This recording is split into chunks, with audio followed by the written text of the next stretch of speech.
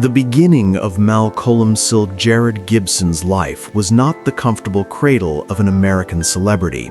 It was a testament to upheaval, scarcity, and a fundamental struggle with the self. Born in Peekskill, New York in 1956, Gibson was the sixth of 11 children in a deeply conservative and devoutly Catholic family. His father, Hutton Gibson, a writer and World War II veteran, won a substantial legal settlement of $145,000 from the New York Central Railroad in 1968, a seemingly fortifying windfall that immediately precipitated a dramatic, self-imposed exile. Hutton, driven by a deep distrust of the American system and a fierce desire to prevent his eldest sons from being drafted into the Vietnam War, uprooted the entire family and moved them across the world to West Pymble, Sydney, Australia. This sudden geopolitically motivated migration introduced a profound early instability into young Mel's formative years, forcing him to adapt to a new continent, a new educational system, and a deeply unfamiliar culture during the turbulent onset of adolescence. The move did not immediately alleviate all financial strain. The family settled into what has been described as a modest, austere existence, a far cry from the life of comfort the settlement might have suggested. Compounding the external instability was a silent, internal, psychological struggle. Gibson has confirmed he lives with developmental dyslexia, a learning disability characterized by a severe difficulty with accurate and fluent reading. In a period before widespread diagnosis and support, this condition often led to an individual being misunderstood, labeled as lazy, careless, or less intelligent. For a young man in a large family striving to find his place in a new country, this learning difference created a subterranean conflict, contributing to a sense of intellectual isolation and the development of the rebellious, externalizing behavioral profile often associated with unaddressed learning challenges.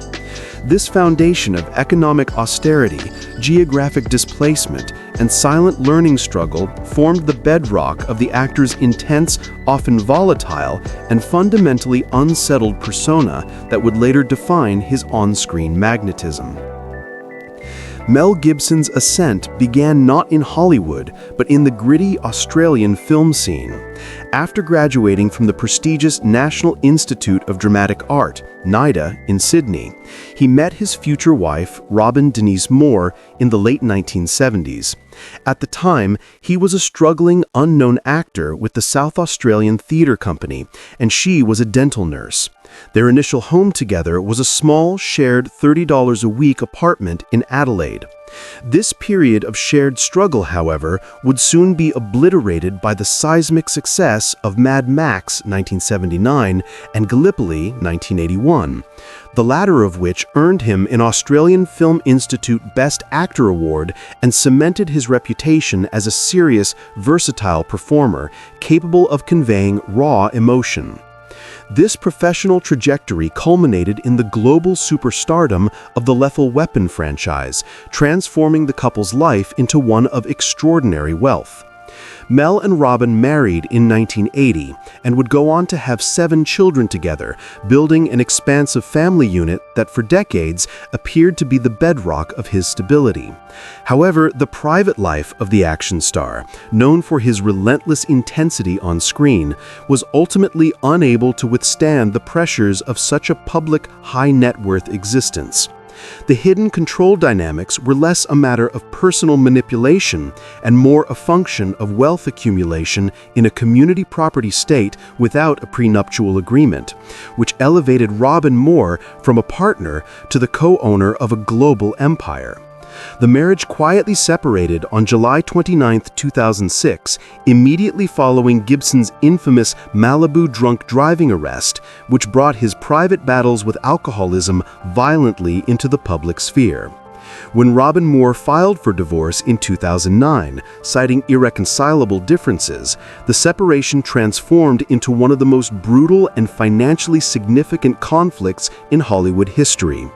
The Gibsons' long marriage, during which he accumulated hundreds of millions of dollars through blockbuster roles, directorial success, and real estate investment, including the purchase of an entire private island in Fiji for $15 million, left him exposed under California's community property laws. The finalization of the divorce on December 23, 2011, resulted in Robin Moore receiving a settlement believed to be in excess of $400 million, some reports stated $425 million, representing half of his estimated $850 million fortune accumulated during their 31-year union. This colossal payout was not merely a division of assets, it was a financial partition that stripped the actor of an unparalleled percentage of his accumulated fortune, forever marking the conclusion of his first chapter with the highest divorce settlement recorded in Hollywood at that time. The period following the 2006 separation and preceding the finalization of the divorce descended into an unprecedented public spectacle with the commencement of Mel Gibson's relationship with Russian musician Oksana Grigorieva. Their relationship, initially presented as a fresh start, quickly morphed into a harrowing exhibition of personal breakdown, addiction, and emotional violence. Oksana gave birth to their daughter, Lucia, in late 2009, but by April 2010, the relationship had catastrophically disintegrated. The ensuing custody battle became a global media firestorm fueled by the release of several graphic audio recordings in July 2010. These tapes, allegedly recorded by Grigorieva, captured Gibson in a series of shocking, misogynistic, and racist tirades, confirming the actor's deep-seated problems with alcohol, anger, and what was widely interpreted as an extreme deterioration of his mental health. The recordings laid bare the intense addiction and public chaos that had consumed him, with Gibson himself later admitting that the separation from Robin and the subsequent relationship with Grigorieva were inextricably linked to his failure to maintain sobriety. The fallout was immediate and devastating. Gibson was dropped by his agency, William Morris Endeavor, and effectively blacklisted from most of Hollywood's major studio productions for years. The legal consequence was tangible. He pled no contest to a misdemeanor battery charge involving Grigorieva in March 2011. While Gibson was sentenced to 3 years probation, 1 year of counseling, and community service, the lasting effect was the shattering of his public image, solidifying a narrative of personal recklessness and volatility that overshadowed his formidable talent. While Mel Gibson is primarily an actor and director, the request specifies a riskiest career move leading to a highest award or acclaim, analogous to a shift to Broadway or serious acting. For Gibson, this pivot was his move from action superstar to director of highly personal, uncompromising epics. The true riskiest career move that defied Hollywood logic was his decision to fund and direct The Passion of the Christ, 2004. This film, depicting the final 12 hours of Jesus Christ's life, was a radical departure, shot in Aramaic and Latin with subtitles, financed entirely by Gibson's personal fortune, estimated at $30 million at the time, after major studios refused to touch the controversial, ultra-violent, and highly religious project. The move was a financial and professional gamble of an apocalyptic scale, risking his entire accumulated fortune and reputation on a work driven purely by personal faith. Despite a hostile reception from many critics and significant religious debate, the film was a colossal commercial triumph, earning over $612 million worldwide on its independent budget, making it one of the most profitable independent films in history and providing Gibson with immense financial autonomy. The subsequent highest award or acclaim did not come for acting, but for his directorial return following his decade-long exile. After the public scandals, Gibson made his stunning cinematic comeback as a director with Hacksaw Ridge 2016. This true story of Desmond Doss, a conscientious objector who served as a medic during World War II and refused to carry a weapon, was lauded as a masterpiece of direction and redemption. Hacksaw Ridge was nominated for 6 Academy Awards, including Best Picture and Best Director for Gibson. Although he did not win the latter, the nomination itself, nearly 21 years after his Braveheart wins for Best Director and Best Picture, was widely heralded as his ultimate, age-defying, and arguably most serious validation, representing a rare acceptance back into the inner sanctum of the industry after a complete public and professional collapse. It cemented his reputation not just as a profitable filmmaker, but as a technically brilliant, uncompromising auteur of visceral, faith-driven cinema. Mel Gibson's career post-2006 became inextricably linked with scandal, moving from the private domain into the realm of public documentation and media scrutiny. The Oksana Grigorieva domestic battery plea was the legal consequence, but the ensuing years saw him become a figure of media mocking and cultural repudiation, with his controversial public statements often resurfacing to derail any tentative career restoration. The most serious and lasting scandals involved his arrests and the audio recordings, which led to widespread accusations of anti-Semitism, misogyny, and racism that resulted in his de facto blacklisting from Hollywood's mainstream machine. While the prompt asks for specific details like plastic surgery scrutiny, the public focus remained overwhelmingly on his behavioral and verbal outbursts. In parallel to his volatile artistic life, Gibson successfully built a formidable business empire that protected his financial independence and gave him the freedom to direct films outside the studio system. Founded in the late 1980s with Bruce Davey, Icon Productions is Gibson's primary business venture and production company. It represents his most significant non-acting, directing business success. Adam McGoyan described it as an alternative to the studio system. Icon has produced many of Gibson's biggest hits, including Braveheart, Maverick, What Women Want, and crucially, it distributed The Passion of the Christ and Apocalypto in certain territories. This control over production and distribution allowed Gibson to operate as a media mogul, effectively bypassing the constraints and censorship of the traditional studio system, and turning him into a self-sufficient financier of his artistic visions. The company holds significant value and continues to manage his film rights and future projects, including the planned sequel to The Passion. Gibson has been an aggressive and often highly profitable investor in global real estate, moving beyond simple residential property acquisition into speculative, high-value asset ownership. This includes the purchase of a 5,400-acre ranch in Costa Rica, which he later listed for $29 million, and his ownership of a significant portion of Mago Island in Fiji. The purchase of the entire island, a $15 million investment, moved beyond standard celebrity property ownership into the realm of a significant non-entertainment industry asset, offering both a retreat and a long-term real estate holding. His ability to acquire and maintain such expansive global properties, even post-divorce, demonstrates a shrewd, independent financial strategy designed to weather his often catastrophic professional storms. The mandatory section requires discussing the specific details of the deaths of key partners and the resulting emotional eulogies. As previously established, both Mel Gibson's first wife, Robin Moore, and his second key partner, Oksana Grigorieva, are both alive.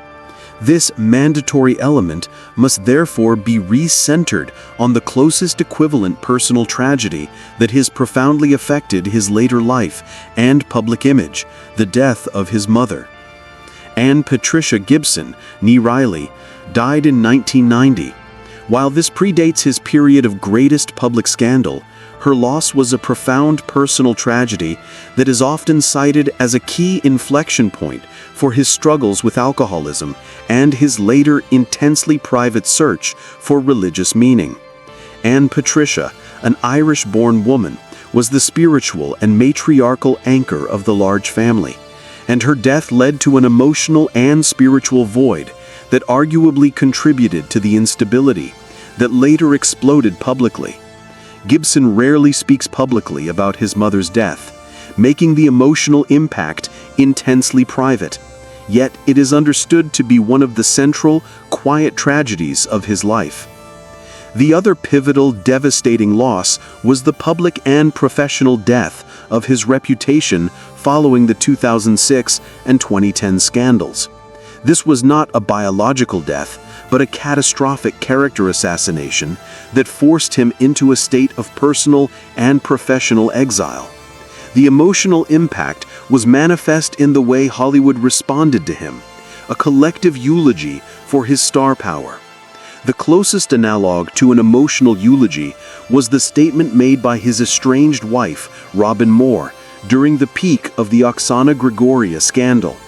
In a highly unusual move, Robin filed a court statement declaring that throughout their 31-year marriage, she had never experienced any physical abuse from Gibson. While not a eulogy for a death, it was a public declaration designed to salvage the character of the father of her 7 children during the most devastating period of his public life, a moment that underscored the complex, strained, yet enduring personal loyalty amidst the global collapse of his career. The search for an age-defying comeback via a massive late-career album or tour must be translated into the reality of Mel Gibson's film career. His ultimate reinvention was not a return to acting, but a complete, successful return to the director's chair with Hacksaw Ridge, 2016. This was the defining late-career triumph that validated his enduring artistic ability and broke the back of his exile. The technical and commercial success of Hacksaw Ridge was rooted in 3 key elements that defined his successful reinvention. Gibson directed Hacksaw Ridge with the same unflinching, visceral intensity that marked Braveheart and Apocalypto. The film's brutal, realistic depiction of the Battle of Okinawa was lauded for its old-school, practical effects-heavy direction, standing in contrast to the often overly slick, computer-generated action of its contemporaries. This technical purity resonated deeply with critics and audiences, craving high-stakes, character-driven war drama. The film's subject, a story of faith, conviction, and ultimate redemption, mirrored Gibson's own public narrative. By choosing a story about an outcast achieving impossible heroism through faith and moral conviction, Gibson was subtly and powerfully crafting his own narrative of a return from the wilderness. The film's success was interpreted by many in the industry as a sign of his professional penance being complete. The 6 Oscar nominations, including a Best Director nod, served as the formal imprimatur of his industry acceptance. The film was a commercial hit, earning over $175 million worldwide on a modest budget, proving that Gibson's name, when attached to a quality directorial project, could still guarantee a substantial box office return. This technical and commercial achievement was the ultimate reinvention, shifting his public identity from a disgraced actor to an Academy Award-nominated filmmaker once again. Current residence and lifestyle. Mel Gibson's current primary base of operations and lifestyle reflects his deep commitment to privacy and his decades-long history as a major real estate investor. While his exact day-to-day residence is kept private, his main home for many years has been a sprawling old-world estate in Malibu, California. This location, known for its seclusion and high-net-worth residents, allows him to maintain a degree of separation from the intense public scrutiny of Hollywood proper. He has also retained a lifestyle that includes homes in various international locations, including the aforementioned properties in Fiji and Costa Rica, symbolizing his wealth and his dual citizenship, American and Irish, alongside his status as an Australian permanent resident. His lifestyle is now characterized by a focus on his younger children, He is a father of 9, and his ongoing relationships, moving away from the public eye wherever possible. In his current work, Gibson remains active as both an actor and, more significantly, as a director and producer through his company Icon Productions. His current professional slate is dedicated to developing projects that align with his core interests in historical drama, action, and faith-based themes. His major current work is the highly anticipated biblical epic, The Passion of the Christ Resurrection, which continues the narrative of his 2004 blockbuster. This sequel is a massive undertaking that confirms his ongoing dedication to challenging, independently minded cinema. He continues to take on complex, often morally ambiguous acting roles in independent thrillers and action films, such as Blood Father, and forthcoming projects like the border thriller Coyote and the directing of the action thriller Flight Risk. He is also involved in the long-planned Lethal Weapon 5, marking a return to his defining franchise, this time reportedly as the director. Mel Gibson's place in cinema history is an unparalleled paradox, characterized by both sublime artistic achievement and catastrophic personal failure. His legacy is fractured into 3 distinct facets. He is immortalized as a global, defining figure of the late 20th century action genre, embodying the reckless, charismatic masculinity of Mad Max and Martin Riggs. His legacy as a filmmaker, solidified by the dual success of Braveheart, which earned him 2 Academy Awards, and the technical prowess of Hacksaw Ridge and Apocalypto, marks him as one of the few actors to successfully transition into directorial greatness, creating brutal, visually arresting epics defined by a deep exploration of sacrifice and conviction. Finally, his life stands as a powerful, dramatic lesson on the self-destructive nature of addiction and unmanaged psychological turmoil. The very intensity and recklessness that fueled his greatest screen roles and directorial visions were the same forces that led to his public and professional exile. His enduring place in history is not merely as a talented artist, but as a polarizing, ungovernable soul whose personal turmoil became as famous as his work. He is a genius of the screen who risked and nearly lost everything to his demons, forever raising the uncomfortable question of whether one can truly separate the profound impact of the art from the profound flaws of the artist. The continued appetite for his work, even decades after his most damning scandals, proves that his visceral, intense vision of the world, of violence, faith, and the desperate struggle for redemption continues to resonate with an audience that recognizes the dramatic power of a man fighting for his soul. Mel Gibson's life today is one defined by paradox, a wealthy, working director in exile. He maintains his professional base in Santa Monica through Icon Productions, continuing to develop the massive sequel, The Passion of the Christ Resurrection, which demands his full focus. His personal life is committed to privacy, often dividing his time between his Malibu estate and his vast property holdings in places like Costa Rica, a necessary separation from the relentless media cycle. His professional work, whether acting in independent thrillers or directing, proves that the creative motor never stopped even when the mainstream studio doors slammed shut. If the story of Mel Gibson, the rise from struggle, the epic fall from grace, and the controversial fight for his soul has taught you something new about the dark side of genius, or given you a new perspective on redemption, then please do 2 things for us. Hit that like button to show your support, and most importantly, subscribe to the channel for more deep dive analyses into the lives of Hollywood's most complicated and unforgettable figures. Let us know in the comments, can we truly separate the art from the artist?